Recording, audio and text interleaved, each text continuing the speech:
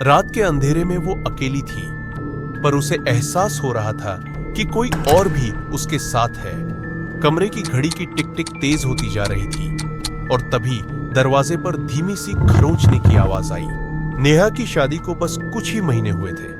उसका नया घर शहर के बाहरी हिस्से में था, जहां रातें बेहद सन्नाटे से भरी होती थी। उसका पति रोहित एक बिजनेस ट्रिप पर गया हुआ था और नेहा पहली बार इस घर में अकेली थी।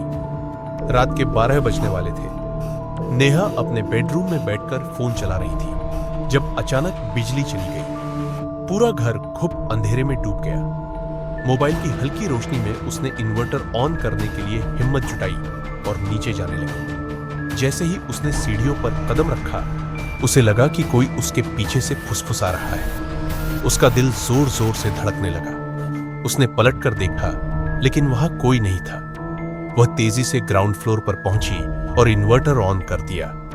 हल्की रोशनी आते ही उसे थोड़ी राहत मिली, लेकिन तभी उसे लगा कि ड्राइंग रूम के कोने में कोई खड़ा है, एक काली परछाई। नेहा ने हिम्मत करके पूछा, कौन है वहां? कोई जवाब नहीं आया। परछाई हल्की हल्की हिलने लगी। अचानक दीवार पर टंगी घड़ी जोर जोर से टिक टिक करने लगी, मानो समय सामान्य से तेज भागने लगा हो।